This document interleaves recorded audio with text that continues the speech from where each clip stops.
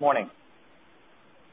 I'm going to be talking about valve repairing this morning, and I'm going to jump around quite a bit because I'm going to talk about the 3 valves that we can and sometimes, but not all the time, repair. And I'm going to start off with the one that's the tricuspid valve first. And this is a case of my previous institution that, I just as an illustrative case, nothing fancy, 83-year-old lady, heart failure class 3A, pulmonary hypertension, osteoarthritis, nothing crazy, had AFib, and she's had a couple of ablations that worked a little bit for a while, but again, when you have anatomic issues or structural issues, as you know, sometimes these things are not particularly durable.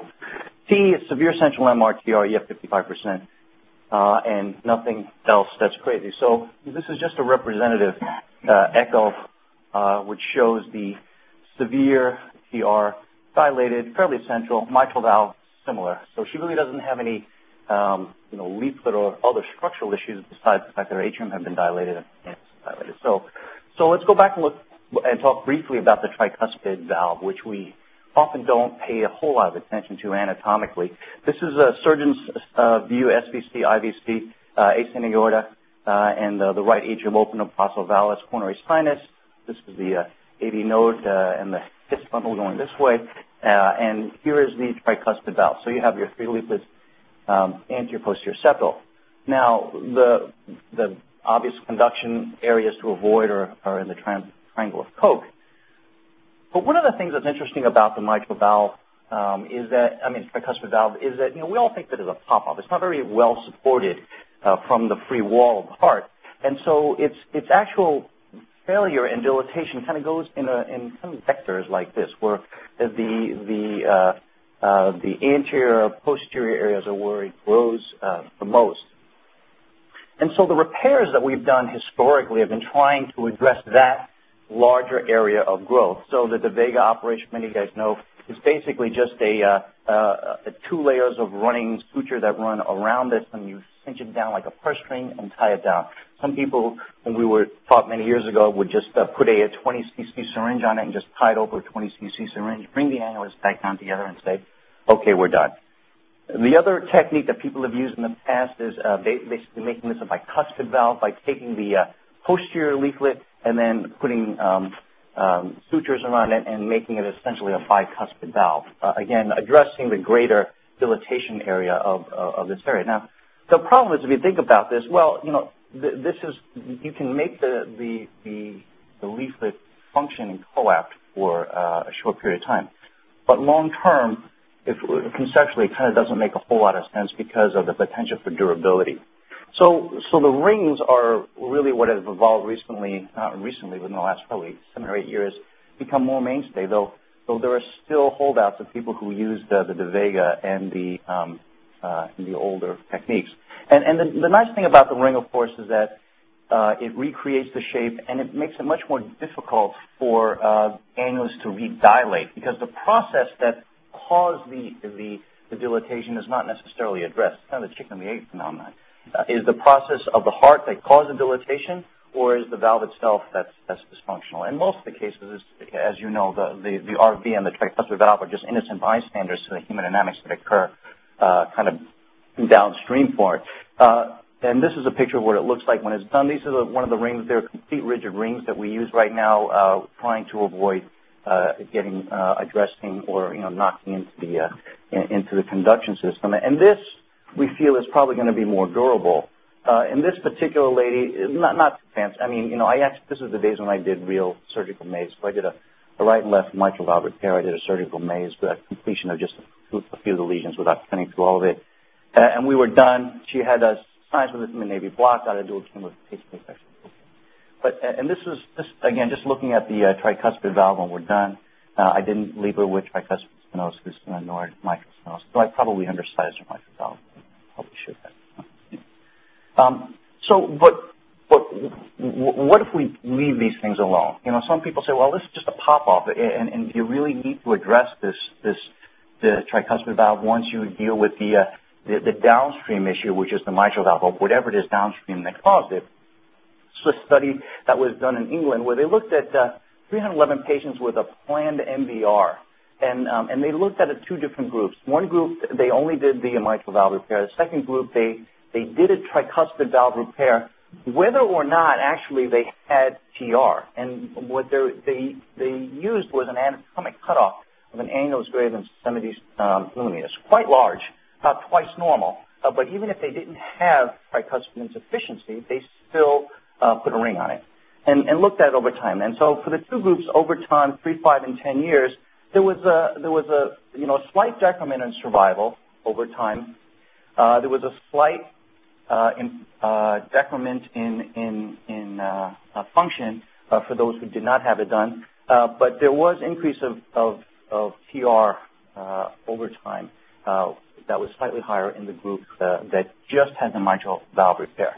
So, though this is just one study, there are other studies that are starting to look at this, whether or not this is just a functional issue or should we be looking at this anatomically as well. Jury's out.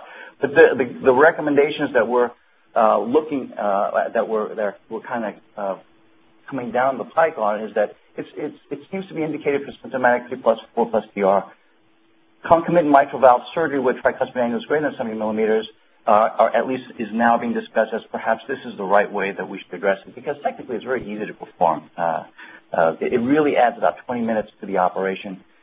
And we're going to talk about the rings in the, down, later on in the talk when we talk about the mitral valve. But using the ring, we've not been looking at the ring as well as we probably should have, or the annulus of these valves, and using a complete rigid ring makes for better long-term durability. There's actually no study. I went and looked to see if there's any study that compares the different techniques, but there is a higher failure rate amongst those of the 2 previous non-supported techniques than with the rings.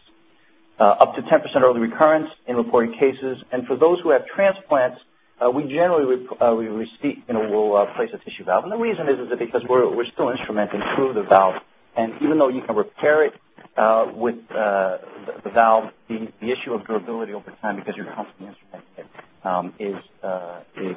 is an issue. Now, I didn't talk much about leaflet repairs in the tricuspid. I'm going to spend a lot more time on that in the mitral for a second, but the techniques are very, very similar. I'm going to switch gears a little bit and talk about the aortic valve, because that's a valve that we typically don't repair. We typically just replace this, whether or not it's AI or AS. Now, what we're talking about repairs are non-stenotic valves, but aortic insufficiency. So anatomically, this is what the cartoons that we think about. We have a nice little peace sign, and a bicuspid valve looks like that. Well, in reality, as you guys know, especially the people who are imagers, you know that that's not the case. I like to describe this as, when I talk with patients, it's like taking a garlic bulb and sticking it inside a tube, because it really, it has this bulb-like area down here, and it looks more like an alien head than it does truly a circle. You think about it, because there's 3 little spheres that are coacting each other. And understanding that when you're trying to repair actually is kind of important, because if you just think of it as just a cylinder, then we're missing something here. And these ratios are somewhat important, not so much in their absolute numbers, but at least conceptually what, as we're doing repairs, that they are important. So the 4 areas of ratios that at least that we should be thinking about: the annulus, distances in sinuses, sinotubular junction, and what is above, because that all affects each other. In addition, if you look at the leaflets, commercial heights, leaflet height, and free margin are the areas that, at least conceptually, we have to pay attention to. And these are anatomic studies, and I don't think these are overall terribly accurate, but these are pathologic studies, and they did these ratio analysis of cadavers and used almost a 1-to-1 here and a 0.8. I think that this one is probably undercalling it because it's not a filled structure when they're making these measurements. But this ratio is an important one, I think, to maintain the confidence of the valve. Because if you look at the valve, there are several pathologies that occur to it, and because of that, you're going to attack the repair differently. So these ratios are important. But if the annulus stays normal and these sinuses of the sinotubular ridge dilates, well, as the leaflets pull apart, then you become insufficient. And so there's a strategy of repairing that actually is not terribly difficult, which is essentially resizing the sinotubular ridge because there's nothing else necessarily wrong. If there are problems with the annulus, the sinus of Valsalva, that could also be another challenge to address. And so the repair strategies are associated with that. This is a ratio that people had used in the past. I think it's inaccurate because they basically took just measurements from the common shoulder distance, but if things were already distorted, that's going to lead to an inaccurate measurement anyway. So I thought this was one of the, many of us thought this was one of the seminal papers that came out of this, was really when in terms of repairing, which is Tyrone David and Findell up in Toronto. And the concept is this: it's the leaflet height that's most important for reestablishing a competent valve, because the aorta can have disease and the anatomy can be distorted due to the forces and the weakness in the tissue. But what's going to make it work in terms of repair is going to be your leaflet. All right. So if your leaflet is consistent, and your leaflet height in particular is the one that's going to be allowed to coact. So it's the height between the base and the free margin of the leaflet to the nodules of Ronchi that actually is important. So they came up with a formula that I use in the operating room, relatively straightforward, which is the diameter of the graft should be twice the height of the leaflet height times 2/3 plus the thickness of the aorta. Without going through the derivation of it, what it essentially does is try to reestablish the coaptation of the leaflets, because that's what it is. Everything else is almost irrelevant. So if you have a person who has a normal annulus, relatively normal sinus of Valsalva, but then your sinotubular ridge is done as an aneurysm, it's relatively easy to repair by just putting a tube graft over its sinotubular ridge and downsizing your valve is now functional. But it's much more difficult when you have something like this, where either your sinus of Valsalva are dilated, your sinotubular ridge is dilated, plus minus your annulus. So, well, then how do you address that? Well, the traditional way that people do it is the Bentall operation. The Bentall is you basically take everything out, take the valve out, you have a valve conduit, whether or not it's mechanical, or you can put a tissue valve in these things and sew it down to the base of your tapis corners. Okay? Doable, it's safe, works fine. But there are other ways of doing it. There are repairs that you can do I lost the slide in it. Anyway, so the other way of addressing is to support the annulus, recreate the sinus of Valsalva, recreate the sinotubular ridge again, so that you now have a functional aortic valve. All right, and there were a couple of attempts at developing this technique. This was the tailored, the Yacoub repair, which is essentially you take the graft and you open up and you cut it so that you create the sinus of Valsalva and you sew it down to the base, resuspend, so you clean off. Let me show you. So you essentially trim the valve all the way down to its leaflet, so it's basically a bare valve with your commissures up, and then essentially sews all this back up again. So you recreate sinuses, and the tube up top should be your sinotubular ridge again. The problem with this is that the annulus is unsupported, and in fact, the sinus of Valsalva is somewhat unsupported, and so this can lead to later failures. And when Tyrone was first doing this was another technique that he did. So they basically did this suture line and then added a reinforcing suture line in the subannular position to reinforce the right and the non to maintain this anatomy. Again, didn't work very well. So what they essentially did, this is actually the original description of it that David won, and a modification of this is what most of us do, is essentially taking this graft now and using it at the base. So you're essentially putting this valve, a tube graft, all the way at the base of the annulus. You're actually not following up and down the annulus, but at the base. So it essentially follows the bottom of the graft, so it's circle. And then you have to reattach and resuspend the valve inside the graft. Okay? And in fact, they have grafts now that have sinuses somewhat built into it, which is what we use for the Valsalva graft. And then, so when you're done, you have a tube graft that's all the way around the outside that actually is puckered out. And then you have the aortic valve that's actually suspended on the inside of the graft. So now it can't dilate. It's supported in the subvalvular area. It's supported in the sinuses, and it's supported at the sinotubular ridge. It's not moving. All right, but it's a big operation because if you don't put the leaflets in properly, the zone of coaptation will be too low, and then you'll still have aortic insufficiency. And of course, you have to reattach the coronary button. So this is kind of what it looks like when you're done. So, but this is all on the inside. You have the graft that's still on the outside, and the base is attached. There's been other modifications of just tailoring it to one side or not. This can be done in dissections. But the pitfalls are a couple. If you undersize the annulus, it's generally not a problem because what you're essentially doing is you're making the aortic valve a little bit narrower, but in a longer tube. And essentially, that's what it looks like in a pediatric valve, which you have a longer zone of coaptation. Generally not a big deal for it. If you oversize the annulus, on the other hand, that could be a problem because your leaflets just may not coap. And if you don't put your commissural attachments properly, it can be too low.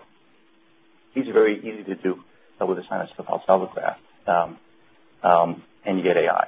The coronary buttons, of course, are always a trick. If you don't mobilize them properly, you can have kinks and have substantial issues. The limitations of some of the things that we talk about are related to the anatomy, and people are looking at these functional and anatomic relationships right now because we have the imaging abilities right now with CT, MR, and the like to really get a better idea of what these are. The aortic leaflet is an area that we still haven't imaged very well. It's very, very thin, and that's the only time when I look at this and a patient that I think that I can be able to repair based on the aorta and the valve itself, that when I go in there and I find that there's scarred tissue leaflet ends, I think it's a lot more challenging to do. The height and the slight malformations of the leaflets, I can actually address. There are techniques. I'm just not going to go over them because there are other techniques I want to talk about. But there are other techniques of lifting up and dropping down the leaflets when you're doing this to get the proper zone of coaptation. But when you have a lot of thickening on the edges, which you sometimes see, it's a little bit trickier to do it. I do shave off some of these nodes at nodules at times and to make it coap better, but I'm not sure that I'm always the great thing. But we do need more active real-time imaging to help us tailor it. So this is a patient that many of you guys know. It was a patient of ours here, helicoptered in, 40-some-year-old gentleman who had a dissection, pretty clear that you can see these are the flap starts over here. It's a type 1. It goes all the way up and down. And you can see the architecture of the root is totally distorted. And on a short axis view of the aortic valve, you can see the leaflets here, and that's actually torn here between the non and the right. The commissure is actually right here, it's pulled away from the aorta. And of course, he's got aortic insufficiency. So, and he actually, interesting, he actually ripped off his left common carotid off of this thing. So what I did on him is first I attached his head vessels. You know, it's interesting. This is called a Valsalva graft. This is called an inner guard head vessel graft that we didn't have over here. I was a little surprised that we didn't have it. I did one of these cases over United and we had it over here. We didn't have it over here. So anyway, I had to recreate this graft on the table more circle rested. So I had to reattach his coronary, his left carotid, his innominate, because his dissection actually went into this vessel and tore this off. So I had to reattach this, and he had a flap over here which I reattached together. And then reattached his head vessels, and then went back and did a valve-sparing root on him as well. Now, I could have done a Bentall. You know, the Bentall doesn't take very long. It's relatively straightforward. But it's one of those things when you do a circle rest case, you got loads of time at the end. So this part of the operation, which is the part that requires circle rest, takes about a little less than an hour. And then I got to rewarm anyway. I have an hour and a half to rewarm guy because that's just physics. We haven't been able to figure out a faster way of rewarming people except just on a heart-lung machine that you have to make degrees up. So I've got an hour and a half. I can do this operation in an hour and a half. So I said, what the heck, I'm just going to do it, which is what we did. So when we're done, this is what it looks like. This is his aortic valve. I reattached everything. And you can really see it seems to be lined up okay, and based on his flow, he has he really doesn't have any leak on it. And this is a short axis view of it. It doesn't really project very well, but you can see it doesn't really have a leak anymore. And I've seen him in follow-up, but he's a couple months. He still does some rehab right now. He's actually otherwise fine. He came in with some non-specific abdominal pain a couple months after that. Fine. So what about the durability of this repair? All right. So the largest series really comes from, no surprise, Tyrone David, trying it, 220 patients, looking at aortic of valve spring root versus, just doing a Bentall. And the survival for his patients compared to another group is actually pretty similar. If you just look at a freedom from moderate or severe aortic insufficiency, it does taper down over this. Now, understand, he broke this group of 220 includes those that he did it in various techniques, which I'll show in a second. So if you had the reimplantation versus the remodeling, now the remodeling one was where they actually trimmed the graft going up and down, like we showed earlier on, also called the Yacoub modification. They do have a fairly significant drop-off, probably because just of the ongoing remodeling of the annulus over time. Whereas if you did the reimplantation or what they call the inclusion technique, it seems to be much more durable. And the freedom from aortic valve reoperation is actually quite high. So this is a good operation for those who are young, I think, and have this specific pathology, and it's certainly worth doing. Though it is not widely done, it does require a bit of it's a technical operation. I started doing this actually in '96. He first published in '95. I heard him speak on it. I went, I spoke with him, I picked his brain for an hour, took all kinds of notes, and I started doing them in '96.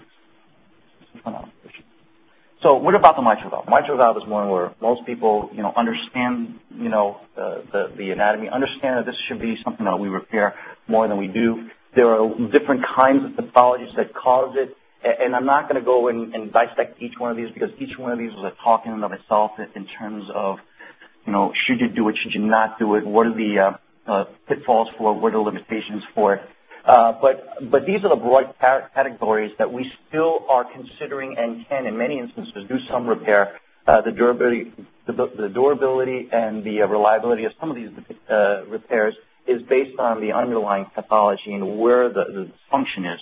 But I'll talk broadly about repairs and concepts of how we do it, why we do it, what are the techniques that we use, and how should we measure. So this is a classic picture that Steve Boulding had published years ago, talking about the normal anatomic relationship of our heart, which is kind of a football as opposed to a basketball, regardless of how the pathology gets this way, whether it's ischemic versus dilated or whatnot. But for functional MR or anything else, what you see is the interrelation between the valve, the papillary muscles, and the chordae and the ventricle. There's a saying, the mitral valve is the ventricle, and the ventricle is the mitral valve. And it's because of these relationships you can see, because any of these can occur. You can have dysfunction in the annulus with normal subvalvular apparatus. You can have chordal issues, leaflet issues. You can have ventricular issues. All can lead to mitral valve dysfunction. So depending on what it is, will dictate what your approach is going to be. And again, this is a Carpentier classification that can occur in pretty much any disease state. So it's not, but these just the anatomic description. So a type 1, which is essentially annular. It's an annular issue, subvalvular process, the valve and the chordae are appropriate. The type 2 are leaflet issues that are increased leaflet motion, whether it's by papillary elongation, chordal elongation, or rupture. And type 3 are restricted, meaning that they're not being able to coact because of restrictions. So you have chordal issues, leaflet issues, plus minus functional issues. Okay? These are just broad classifications that Carpentier used. And again, you can use it. These can be caused by ischemic cardiomyopathies can do any of the above, as well as your non-ischemics. These are two quotes that I think are just classic. When Hank Redmond's talked about this, first looking at ischemic MR, most often the entire valve is normal, little to fix, if the valve leaks, the valve is structurally normal, need not replace, but something you don't know how to fix it. It's true. And we haven't, and many of us still think that way about things. But, you know, we had Denton Cooley as a visiting professor, and he was around, and he said this line, classic. Mitral valve annuloplasty is like treating male pattern baldness by shrinking the head. So it's a very, very accurate description of it. So I'll use ischemic MR. You know, ischemic MR is one that we're debating all the time. Who should we fix? Who should we not fix? Is doing a bypass enough? Is just revascularizing enough? And I think it's pretty clear if you have severe insufficiency, 3+, 4+, that doing something at the time to repair this probably makes sense. In terms of durability, that's a different issue because the durability of ischemic MR is variable, and part of it has to do with the substrate, part of it has to do with ongoing processes that occur. Understand, mitral valve repairs we can do at the time, and we can make the leak go away. But if the process that caused the leak to occur still progresses, it's still going to leak again. Now, whether or not the leak becomes the canary in the coal mine or where it becomes pathology that we need to address is not clear.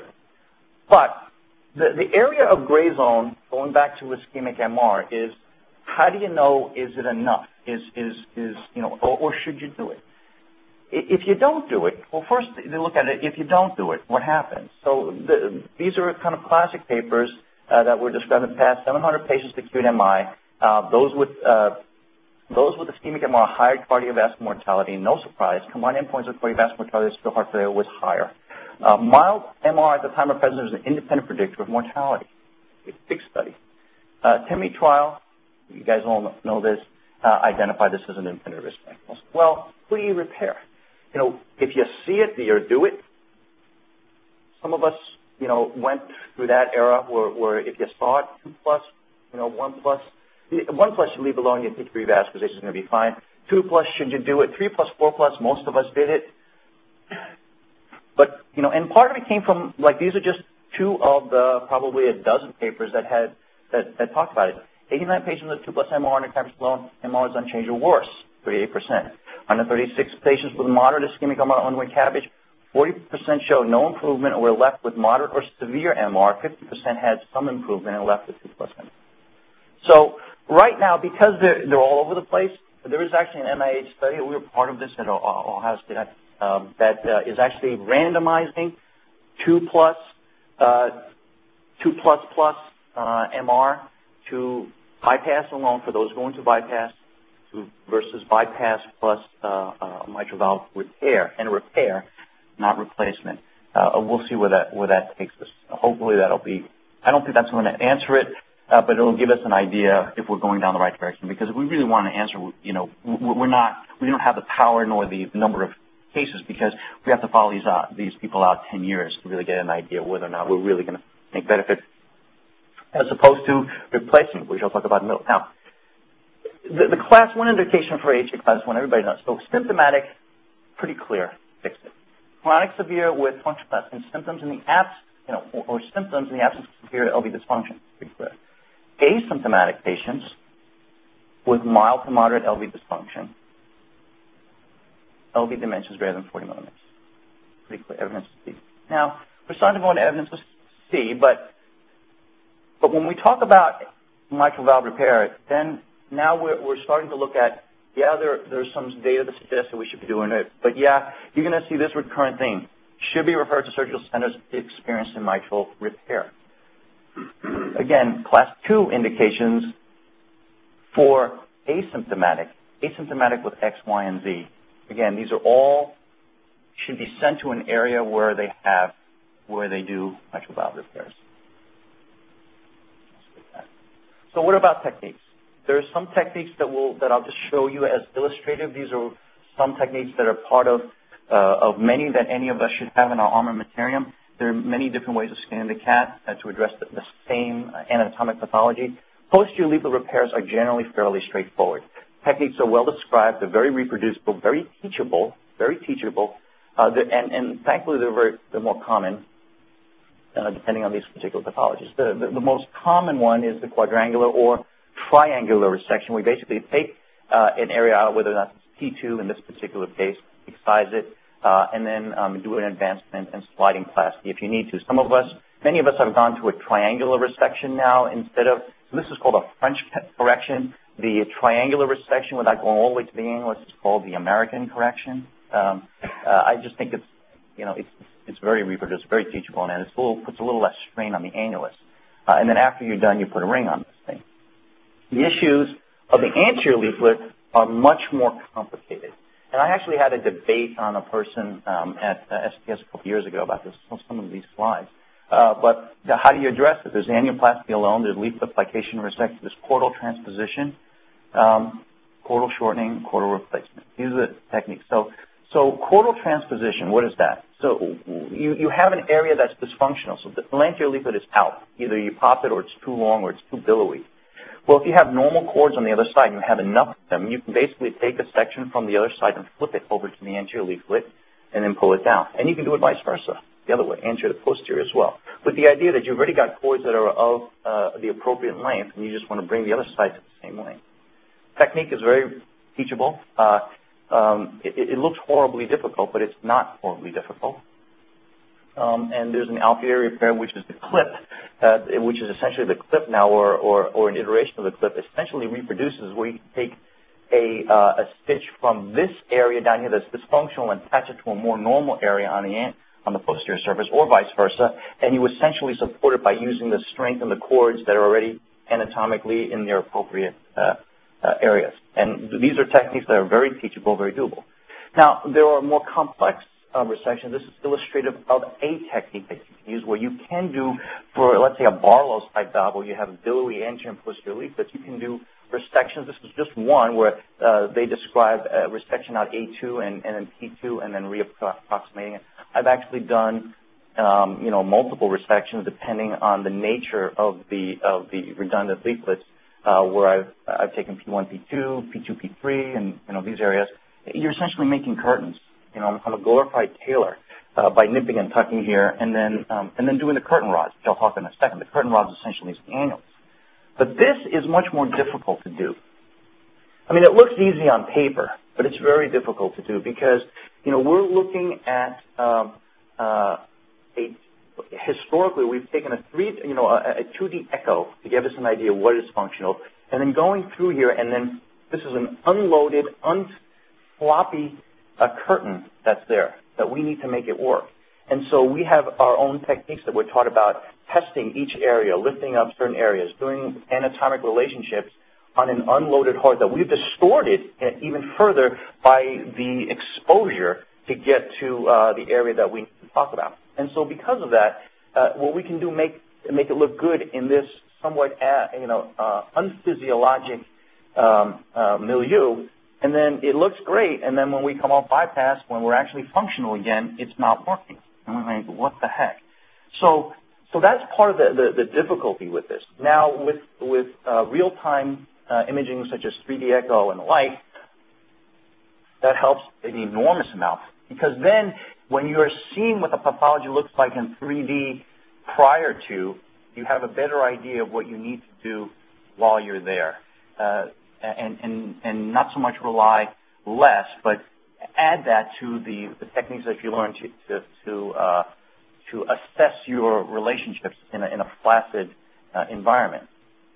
Another technique that you can use, whether or not it's leaflet elongation or leaflet shortening, is also, you can do it this in reverse. You essentially can, this was done as a leaflet elongation where you make a split and then make it wider and then put a patch in there and make the leaflets longer. Converse can be done for the Barlow's type valve where you do something similar like this to make it shorter, to make it a little less billy. Again, techniques that are used, very difficult. Chordal, artificial chordal, actually not terribly difficult, but tricky.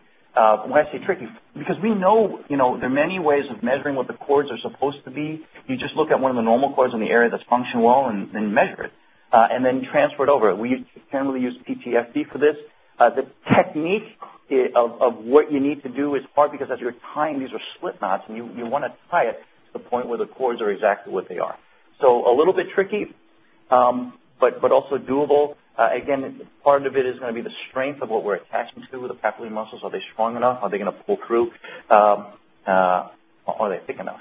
But if you look at artificial chordae, it's actually relative to this freedom from the reoperative rate at 3.5 years versus 5 years, 2%, 4%, Mayo and Toronto, pretty good. If you did chordal shortening is taking a cord that's too long and kind of folding it down and then tacking it down. That is not necessarily, that has been proven to be not necessarily the best thing to do because it already has elongated in the first place. We think about it. And why should we expect it to add more tension to it that we're going to expect it to still do what it's supposed to do? So adding some artificial cords probably makes sense in certain, I do it on occasionally. It's not something that's on my, top 10 techniques, so top 5 techniques. I do use it, but a little tricky to do. Now, if you look at the Toronto experience, anterior leaflet prolapse, independent predictor of valve-related mortality, worse ventricular function, more aortic valve disease.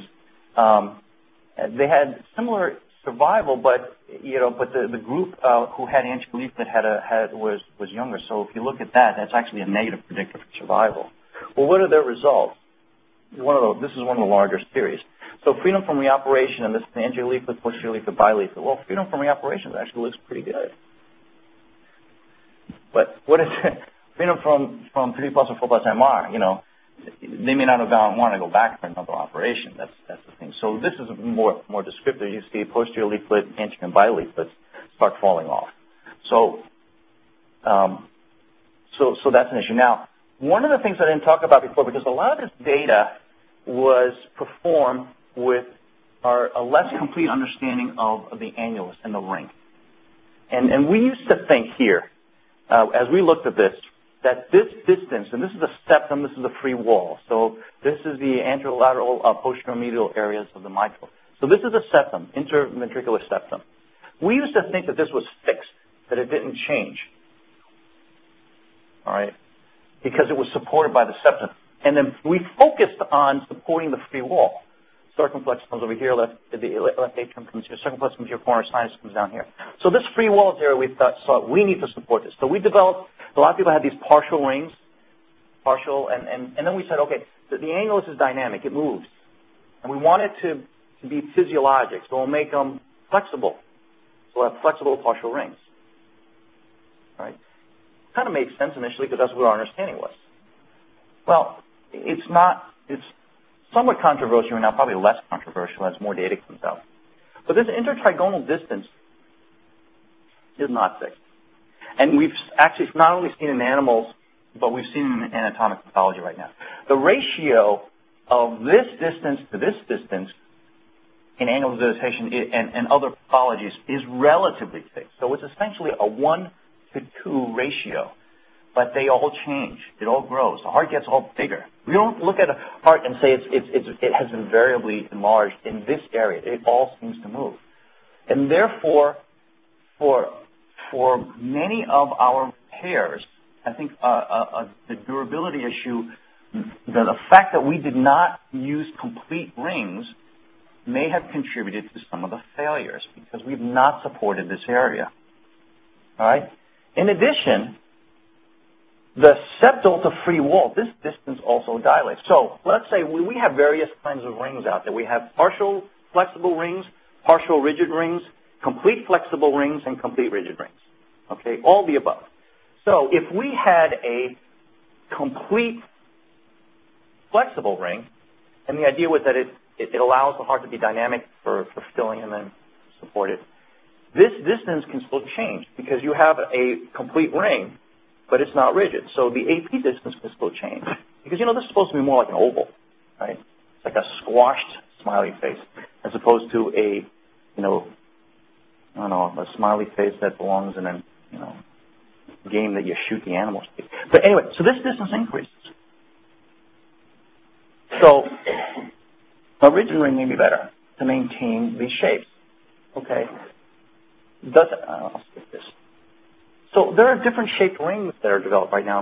Many of them are going towards more rigid rings. And now we're going to the concept of using the annulus to be a component of the fix or help us with the fix. Now, these are 3 ring shapes that I use. This is a saddle ring. There are others that are like this, that essentially the more natural shape of what the valves of the annulus are supposed to look like during systole. And again, it's really during systole that I care, because that's when it's leak or not. In diastole, for guys who run marathons, this could be a problem, because dynamically, when you're exercising, the annulus opens a little bit further during diastole. But we're not allowing it to open very much more. We're not allowing it to open more at all. It's basically your leaflets are open essentially at this point. But so that's the potential downside to it. But when we're talking about addressing a leak, you want to address the leak at systole, not in diastole, right? So this is my kind of workhorse ring for any kind of degenerative lesions that I can fix. I want to reestablish the anatomy of a normal annulus. This is a geoform ring. Looks like a pair of goggles, of ski goggles.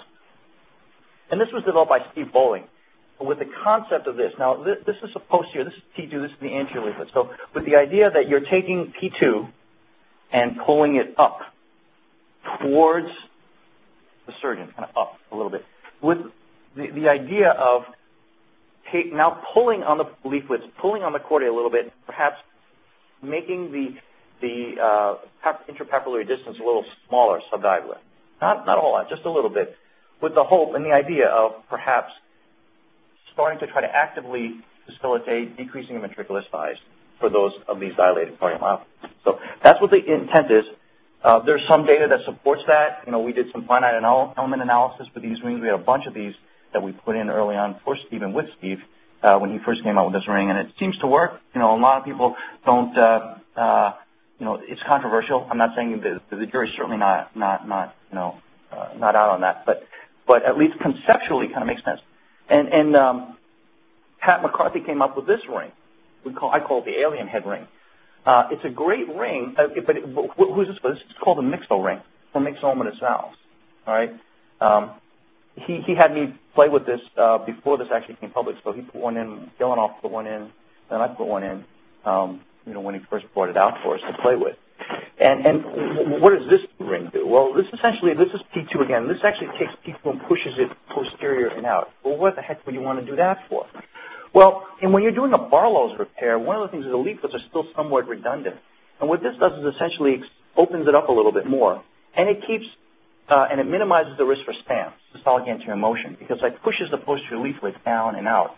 And so during systole, it'll tether that posterior leaflet away. I used it last Friday on a lady, and there's a guy I'm going to do next week that I might use it for too. So, whether or not you buy it or not, it's less important. We just understand that we're thinking about the annulus now as a component of what we're doing for repairing, not just the leaflet, because that is just another way of helping us address the valves. Now, who is repairing mitral valves? There are much more mitral valve procedures going on over time. This a paper that was published in 2003 was very disappointing for many of us, and it essentially looked at, if you look at repairable, we talk about mostly repairable valves. They're non-stenotic mitral valves. What percentage, whether or not it's isolated mitral valve plus cabbage, we're talking about 40%, 45% are repaired. Most of them are replaced. That's our failing. That's our failing. It's our failing as a field because we're not teaching it well. It's our failing as a community because we in several ways, you talk to some surgeons and they say, well, my cardiologist, I'm not blaming you guys, my cardiologist, if I do a screw up, I'm done. So I don't worry about it by putting a tissue valve, mechanical valve, because I'm never going to walk out of there with a leak, and I don't have to worry about it for a while. And so, but my thing is that, well, then you probably haven't been taught well enough so that you're comfortable doing it, and maybe we should just be kind of redistributing that in some fashion. But anyway, soapbox. Anterior leaflet issues. Can you repair it? The answer is, these are the questions that you have. Can you repair it? Who should repair it? Will it last? Is there something better? And would you want it to be formed on yourself? Well, can you repair it? The answer is yes, you can. But how durable is it? right?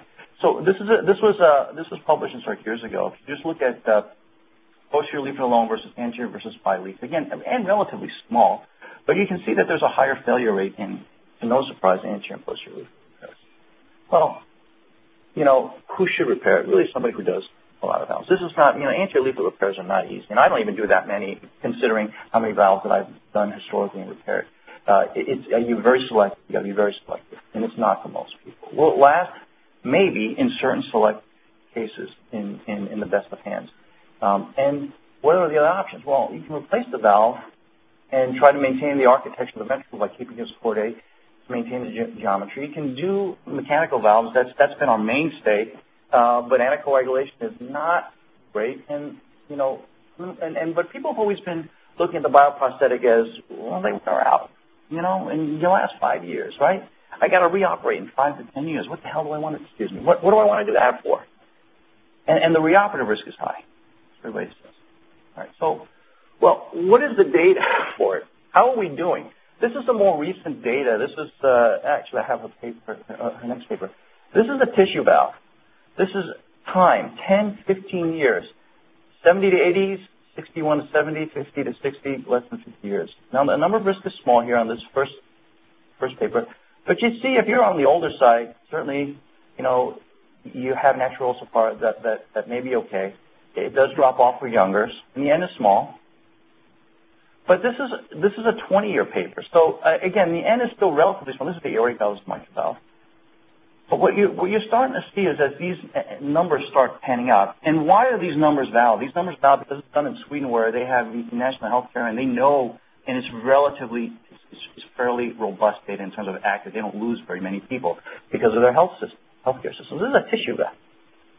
And you're talking about data that's starting to go out 15 and 20 years with a very reasonable, you know, failure from structural failure. Right? This is our new generation valves that are out there. And this is before we put anti-calcific treatments on it. It's interesting that on the aortic position doesn't last as long as in the mitral position. And there's a whole discussion as to why that is. It has to do with the way that this particular valve is mounted in the mitral position. It's actually a little bit more on the atrial side, and perhaps it's a little bit better for it. We'll find it in this field. But it's quite interesting. So what about the reoperation rate? Anterior leaflet mitral valve, posterior leaflet mitral valve repair. The reoperative rate, of course, is, you know, compared to repair versus replacement. What's the reoperation rate? Well, to no surprise, this is the repair. In the repair, you'll have a higher reoperation than if you had replaced it. This is anterior leaflet and posterior leaflet. You replace or reoperate less if you repaired it than if you replaced it. But what about the risk of reoperation? That's always a concern, right? These are guys down the street of Mayo. The risk of repeat mitral valve replacement for failed mitral valve prosthesis. They compare two groups. First time in, mitral valve replacement versus the re-op mitral valve replacement. All right? What were the results? Go to the videotape. 106 patients undergoing repeat mitral valve with 562 undergoing primary mitral valve. All right?